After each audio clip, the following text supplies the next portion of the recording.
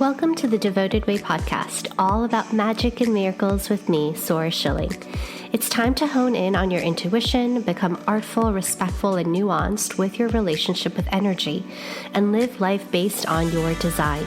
Your unique blueprint encoded with stardust from the ethereal realm and blood from those that have come before you. You know what to do and how to be, so trust in yourself. All right. Blessings, everyone. It's good to have you all here. All right. So today is class one of our 3-part little mini class series that we're hosting inside of our Facebook group. And I'm super excited to be diving into this content. And my intent is to help you expand your awareness around how you're holding space, what your concerns may be, and what you can do about them, really, so that you can dive into holding deeper, richer, more meaningful spaces while also allowing it to feel diverse and inclusive as well. Okay, so class one is around how sovereign circular leaders do not shy away from conflict and the hard conversations. So I really wanted to talk about this and about having hard conversations and what does it mean to be in spaces that feel tense or feels like there is conflict or it just feels a little off, right? And I want to share a little bit of a series that I've been watching to talk about this a little bit, because throughout our three days together, I'm going to be diving into archetypes as well. And so today I'm going to touch upon archetypes a little bit. But let's talk a little bit about conflict and how folks resolve conflicts or don't resolve it at all. And just kind of like go away from the entire experience. So recently, I've been watching season 2 of Shadow and Bone. Let's get real. I binge watched the entire thing in like one day. And Eric literally had to take my computer and remove it from my grip so that I could go to sleep before the next day I finished watching it. So I'm going to be very honest here, right? And so super excited to watch season 2. I love the storyline. And particularly, I love the Six of Crows, right? So it's a crew that does a lot of different like heists and things like that. And they're part of the larger storyline. But in reality, in the novels, they also have their own series. Okay, so for those of you who know of Shadow and Bone, I'm going to talk a little bit about those characters. Now, for those of you who do not know Shadow and Bone, I'm going to talk and refer a little bit to Sex and the City, the newer version. So the newer version is what? Just Like That. Right? It's called Just Like That. So I'm trying to honor different folks and what you like, and also based on when you were born, right? So me being in my 40s, Sex and the City I grew up with, and I do enjoy, new fantasy and fictional characters and movies and TV shows out there, but I might not resonate for everyone. So I'm going to talk about Shadow and Bone, and then also Just Like That, part of Sex and the City. So inside of Shadow and Bone, there's a crew, right? And the crew is called Six of Crows. And inside of this, I'm going to talk about there's a particular number of characters. So there's Inesh, right? There's Kaz. Kaz is like the leader of the crew. Ines is like the one who can go away and is quite the in the shadows and can kind of gather information, takes care of herself, all of that. Then you have Jesper, who is a jack of all trades, let's say, and has a huge sense of humor, right? And usually leans into that particularly. And then you've got Nina, who's there, who speaks the truth a lot and loves to have a good meal. And then you have Waylon, right, who knows how to make things explode and is incredibly intelligent and super scientific, but also very, very tender in his emotions and sometimes hesitates and second guesses himself, right? Okay, so this is a group, a posse that enters and walks the world together. And now you'll notice that inside of this TV show that there are a number of different types of conflicts that are happening amongst them. And what you'll notice is that as you're watching, that each of them decides to either connect with conflict run away from it, get angered by it, dismiss it, be mean about it, right? Try to make it better.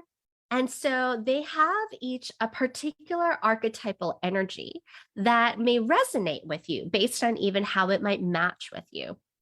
And so, for example, someone like Inesh, she's just going to stop talking.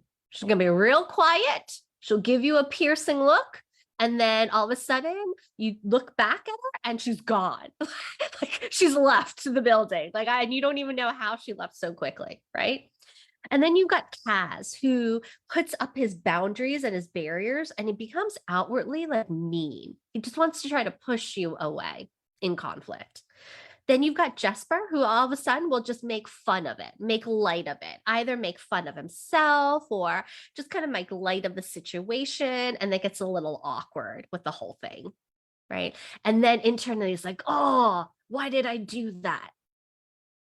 And then you've got Nina, who just kind of takes a moment, pauses, cocks her head a little bit, takes in everything, and then says something precise and pretty profound.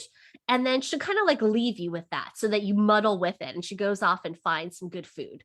And your whole like entire system is blown. You're like, what just happened? But she won't fully engage, right? She's just going to drop some things, but she doesn't want to fully engage herself. And so she just kind of goes away. And then you've got Waylon, who in conflict feels all the feels and has a hard time expressing what is coming up for him. And it needs to go a bit quiet or just kind of shirks away a little bit. But then after processing, we'll come back and be really clear. Like we'll really land with things and tell you in a very loving way, right? But we'll tell you the truth of the matter. Okay, so that's the communication styles of each of them in their not fullest expression of self. And so you can tell that this crew of, I don't know what you would call them, bandits, crew of, they're kind of like Robin Hood, really, right? So this crew of folks that steal things for the greater good and also for money. You can tell that they're a little bit not functional. It's functioning in the most optimal level, but they love each other. Right? And so they're going to just kind of move through this. Great. Now let's talk on the other side. There's a group of people that are friends that have spent a long time being friends, and they're messy for sure. They're messy as F, but they're open to communication. And so I'm going to introduce you now to Sex and the City characters, but the new version. So the new version with just like that, I'll include Carrie, of course, Carrie Bradshaw. We're going to include Miranda. We're going to include Charlotte. So those are the three from before. And then I'm going to interject also Sarita. I love Sarita. Do you love Sarita? I love Sarita. Okay. And so in this group of friendship, right? So Sarita has joined in this new version, being friends with Carrie, right? And she's slowly now starting to interject herself with friendships with Miranda and Charlotte. So who knows what'll happen in season 2. So Carrie, of course, comes in and she will say things as it is, right? But she'll have all the feels around it. And then she tries to make sure that all of her friends are still feeling connected, takes on that role of being the bridge of all of her friends. Then you've got Miranda, who feels the feels as well, but then goes into logic, tries to understand, asks a lot of questions, figuring out what just happened. And then you have Charlotte, who also feels all the feels, and she's trying to understand and make it all better. What can she do to make everyone else feel better? And then starts feeling a little frustrated because she's not feeling that great about the whole situation. And then you have Sarita, who's really clear. She is mature in her way. She's kind of precise in what she says, which can also feel a little ouchy when you're not used to having that kind of precise dialogue and conversation with someone who vastly just, wants to be the fullness of who she is and makes no excuse for it. Okay. Now, the reason that these 4 characters I love is that in each of the episodes, there's always some sort of conflict, of course, and they work through it. They work through it. They have conversations about it. They express themselves, not just from a place of smiles and giggles, but they have their feels and they have the conversation. That's the hard conversations that I'm talking about as leaders. Inside of our spaces, inside of the spiritual self-development space, as coaches, healers, as visionaries, as teachers, often we are here in a space of speaking to our clients and our community. And what we are still doing is putting there a distance and a barrier. And we're putting this hierarchical nature of us and us knowing our shit versus all these other people who are here involved in the community and paying for things because they are asking for help. But in the most human perspective, we're all asking for help, right? I am very human. I may have some information to provide, but I'm still very human. I still have a lot of human experiences that I need to work through and to learn from. And in circular leadership, one of the areas that I'm committed to constantly understand how to break that hierarchical nature of leadership, especially in the spiritual community, is number one, be real. And number two, constantly be a yes to having the difficult conversations. And do so without making myself be the better of the two.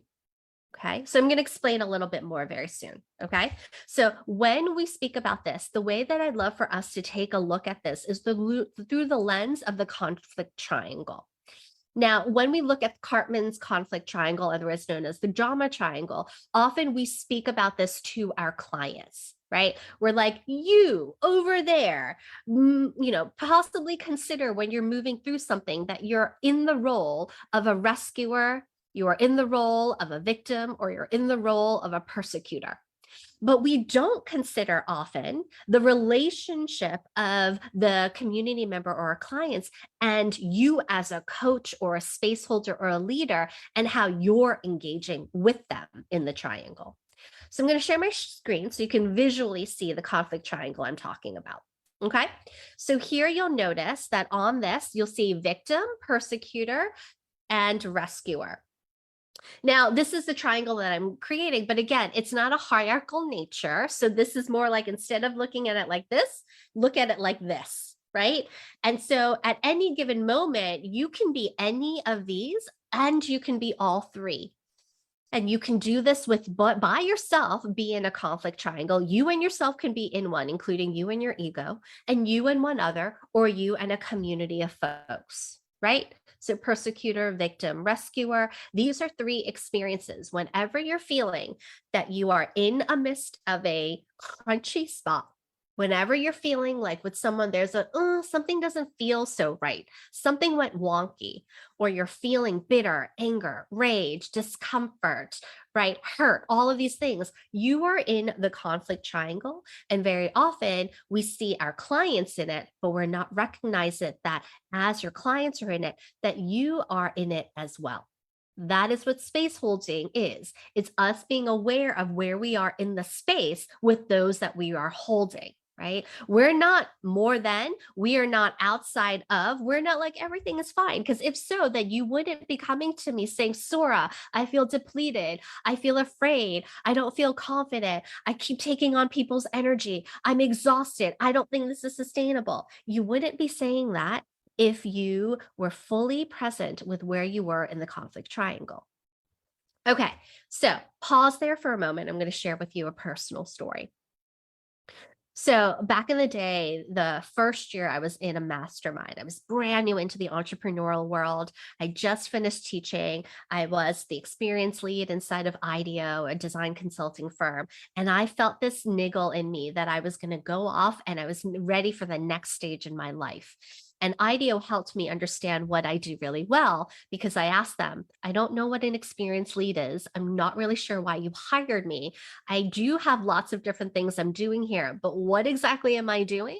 And they're like, you're a coach, basically. You're a corporate coach. And I was like, what's that? And so I started to understand that my ability as a teacher and space holding and listening and ways of supporting was what it was that was so valuable inside of this company. So I went into a mastermind, being like, I'm going to go find people who are in the entrepreneurial world, learn what this is all about, and be with people that I can hopefully call friends. Right. I just got back into the country, was starting to do life over. And so it was really lovely to meet some new people. So we had our first gathering, and the first gathering was in New York. We were in this beautiful Airbnb. We were all sitting around in a circle, and there was one person kind of across to the side of me. We are all brand new, right? So we're all bringing our most, A game and being the most open and loving and trying to fit in to make first impressions. It is uncomfortable as F, and we're all just nervous. But there's one person on the cross to the right of me where every time I felt this person, I was so triggered, little TT trigger. I just couldn't feel like I related to this person. And crashing into me would be these memories of feeling like I was less than. And this person, I made up stories left and right. This person must have been like a cheerleader, the most popular person in her community.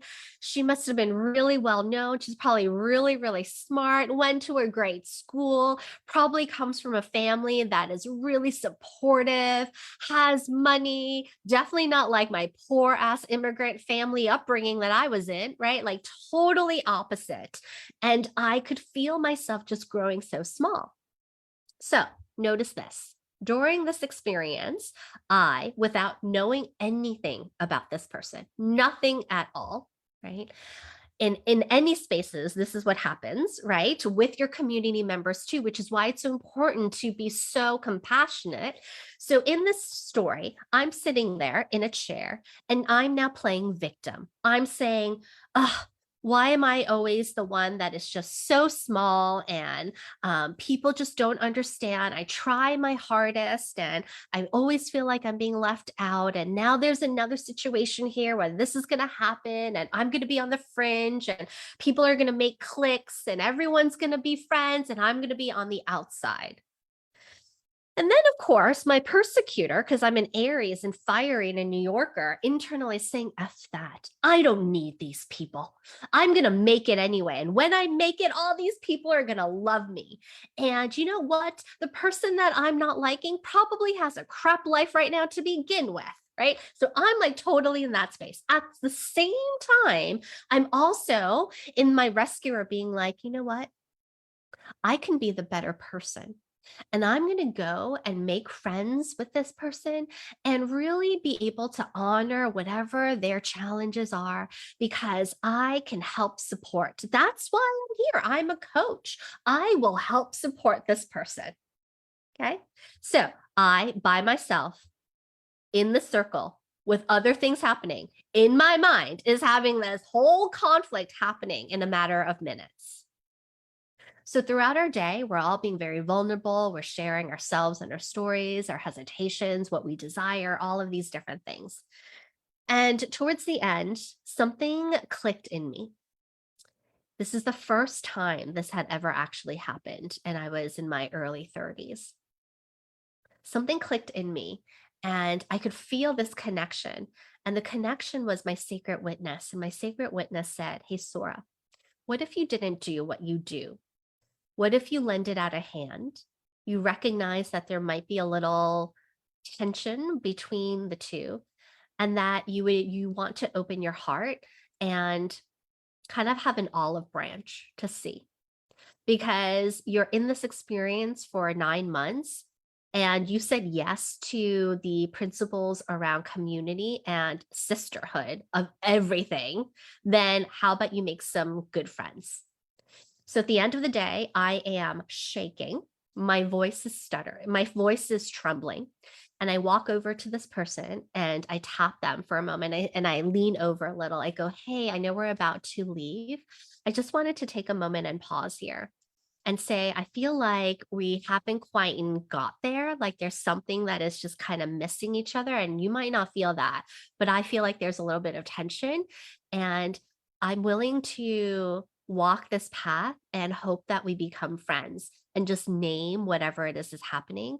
And look, I look forward to seeing why this is such a teacher and why you are a teacher for me, and maybe vice versa. And the person looked at me with utter surprise and then relaxed and said, I feel it too. I feel this feeling of us and friction, but I also feel like you are a mirror of something. And thank you. I am so willing to be on this journey of friendship with you. And for the next number of years, we went on a wild ride of deep healing, real open soul connections, and lifetimes of discoveries with one another. It was profound. That in your space holding as leaders, it's not only about your ability to have conversations with your clients and say, I feel you, I see you, but internally be like, I don't. I'm still annoyed, or that's wrong. And you have this space of entitlement, but yet come across as feeling like you're open and accessible. And so the reason why inside of Devoted, we look at the conflict triangle with one addition, and the addition is this. The addition that we look at is the sacred witness. So you'll notice in this image that there's this constellation like star spiraling inward, because first is the inward journey of noticing where you are with everything, and then bringing that external and seeing how the whole drama or the whole experience between you, yourself, or you and another is mapping itself out.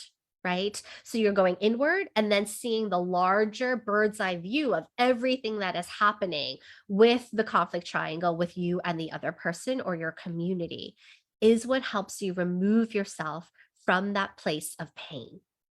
So when you move yourself from that place of pain, then all of a sudden you can meet the person in front of you in a vastly different way.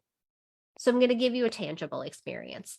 You're a business owner, you're a community leader, right? So let's say that you're in a community right now, you're in a group program, and there's someone who is really just pushing back and questioning everything you do, right? They're questioning you. Literally, legitimately, they are questioning every single thing that you say, every action you're taking. They're just not sure, right? And they are just questioning it all. You will have feels. It is ridiculous to consider that you're not having feels, right? You're having feels. And then what we often do is say, well, we are moving through this. And you know what? I'm better than this. I am an evolved coach and healer. I understand transformation. This person in front of me is feeling their wounds. So I just need to step it up. Right. And so now you're sharing and you're like, and you're trying to appease this person, but it's not coming from a place of your sacred witness, acknowledging where you are in the triangle. Instead, you're bypassing the whole thing, putting on a mask and performing. And then, to be honest, the person who is now stretching you in this way is going to feel it, and your community is going to feel it. That doesn't mean your community isn't having a good time, but I invite you to consider what it might look like in a different way. So for example, instead of you being like, you know what, I did a meditation and some breath work and I'm now totally fine. I'm fine. I don't feel this at all. I feel a little niggle, but it's totally fine. I can come in and be reverent and self-responsible, and yet you're not really, right? Rather, you say, you know what, I am in this. So I'm going to pause here and I'm going to recognize. And if you're in front of this person, what if you had the audacity to say, you know what, Divine One, I'm really feeling the feels. I love you. And at this moment, I'm feeling this like ouchie around your amazing ability to ask me questions. And I'm starting to feel defensive. I'm inviting us to pause here and let's start noticing. Anyone else notice whenever you start feeling defensive? So I'm going to process this. I feel defensive. Why am I feeling so defensive? Actually, to be honest, thank you, community member. You asked a question that is making me feel defensive because I don't even know if my answer to that question is true. And so I'm going to take a moment and say, everyone, take that or leave it because I still don't even really know. And so I'm going to say the thing that I should have said, which is, I don't know. Right? Or maybe it's, I feel really frustrated, not at you, but I'm feeling frustrated about the question or this force of asking me to step it up. Oh, wait, I'm being really I'm frustrated because I'm not stepping up and sharing with you some valuable information and a story that's tender that might support you in your healing. Oh, that's what's happening. Okay, let's go back there. Divine community member, can you ask your question again? Because I have it now. I've got an answer and hopefully something that might support each of you. That is a way of not shying away from conflict and hard conversations. And you know what happens on the other side? Have you ever been in a group where you've experienced this? What happens on the other side is that the entire field of every single participant that is experiencing this, there's a exhale, a sense of respiration. You feel the energy kind of going, and then it clicks into place in a deeper way. It like literally roots in. So then all of a sudden, without any words, everyone starts looking at each other like, we are in. Versus the communities where you're like, yay, that feels really, that was so nice. Thank you. You know, like that feeling like a versus a, okay, right? There's a very different feel. And so my ask is that if you desire to continue to level deeper into space holding, that we start to explore that nuance of a versus a okay kind of feel. It's vastly different and it happens on a collective way. And now everyone is then at that moment, if you then open it up to shares, the shares that will come through are profound. You now are in the seat of student, right? As soon as you do that, you are now you're sitting in the seat of student, and every single person who shares goes into the first seat of space holder who's sharing their stories, their wisdom, their lessons, their metaphors. And now it's a circle. It is circular leadership. And so I hope this just sparks some sort of interest in you, a place of inquiry, a self-inquiry around looking at the conflict triangle, not only from the place of, oh, look at these people, this person who emailed me in their shit right now, who's asking for a refund, is totally in their victim, right? Bless their hearts. No, right? Like so condescending, or, oh, that person is being so mean. Why are they being such a persecutor? I'm going to rescue them by being the all knowing, like really great person and helping them get to the other side. No. Right. And so this is a way of deepening into your ability of leadership. It's what we do instead of devoted way initiates. It is incredible to see each of you voice your medicine, be your medicine in the space of not just the purest nature of your divine self when you are great, but your medicine during the moment where things get hard and are in conflict, or things feel a little inside of a space, because it's not about only personal internal work. It's about the work that happens externally when you are in the fields with others that you get to really see this in action. So I hope you join me for class 2 and class 3, because class 2, we're going to go ahead and deepen into this idea of being your badass healer, starting to really recognize and be mature and responsible, not just personally by yourself, but in real time with others, using archetypes and the devoted archetypes to understand yourself. And then in class 3 on Thursday, we're going to go ahead and use those archetypes to understand how you hold space for others. Okay.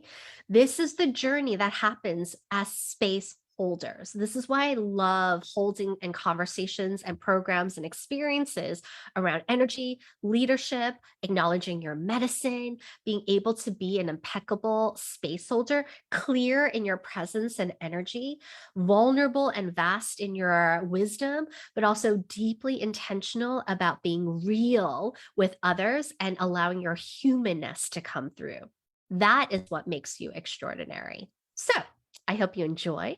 Can't wait to see you on the other side. And let's continue to have this conversations as potential devoted way initiates. All right, everyone. Blessings. Enjoy yourselves. Have a great day. Okay, so before you stop this, I highly, highly encourage you to go ahead and go to devotedway.com, check out the Devoted Way Initiate invitation page. Notice if your body is a full-blown yes, and come join us for this epic experience. Seriously, you're not going to want to miss this. It is a blessing to serve you. My deepest desire is to bring nourishment to your soul, activate and enliven your inner landscape, and find inspiration through the sacred stories of others and myself, so we remember we are collectively woven. If you would like to learn more about mysticism, spiritual devotion, magic and intuition, sacred leadership, business practices, and devoted energy coaching, please make sure you subscribe to Devoted Way Podcast. As I continue to serve, may I humbly ask for a sacred exchange. I would be so appreciative if you would write a love note, otherwise known as a review. Share the episode with your friends and community members, and engage with me on Instagram at Devoted Way. If you have any questions you desire to be answered on Devoted Way Podcast, please head over to devotedway.com and send me an email. Stay sacred and discover your path and join the Devoted Way.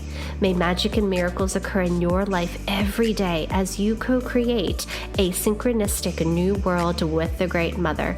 Until next time, this is Sora Schilling.